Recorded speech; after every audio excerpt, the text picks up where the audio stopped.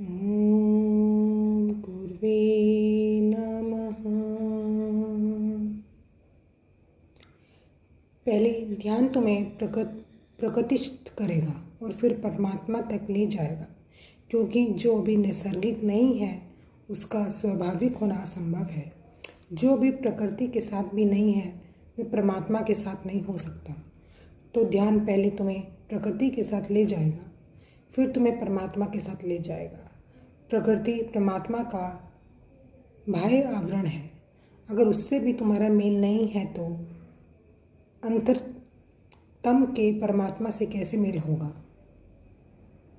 प्रकृति तो परमात्मा के अंदर की सीढ़ियाँ हैं। अगर तुम सीढ़ियाँ ही ना चढ़े तो मंदिर के अंतर्गृह के में कैसे प्रवेश होगा।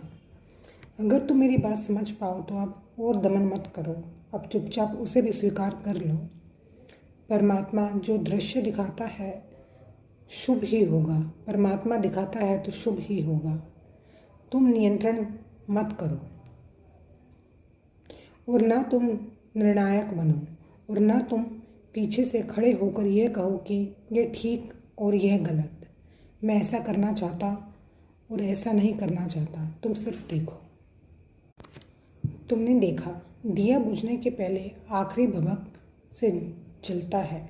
इसके पहले कि आखिरी तेल चुक जाए, आखिरी बूंद तेल की पीकर भभक उठता है। वह आखिरी भभक है। सुबह होने के पहले रात देखा कैसी अंधेरी हो जाती है, वह आखिरी भभक है। ऐसे ही ध्यान में भी जब तुम गहरे उतरोगे तो तुम पाओगे आग जब बुझने के करीब आने लगती है तो आखिरी भभक काम ऊर्जा भी उठेगी।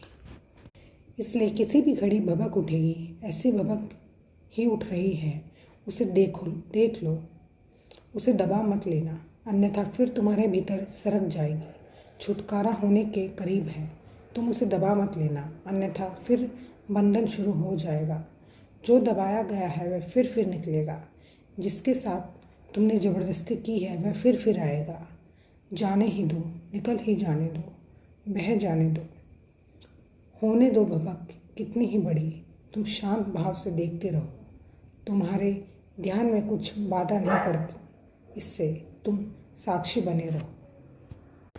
इसलिए ध्यान के साथ अगर काम वासना उठे तो घबराना मत। यह ठीक लक्षण है कि ध्यान ठीक जा रहा है, ध्यान काम कर रहा है। ध्यान तुम्हारे तनाव हटा रहा है, नियंत्रण हटा रहा है, तुम्हारा दमन हटा रहा है। ध्यान तुम्हें सहज प्रकृति की तरफ ला रहा है। जय श्री राम, जय हनुमान। हे प्रभु हो जग कल्याण। ओम शांति।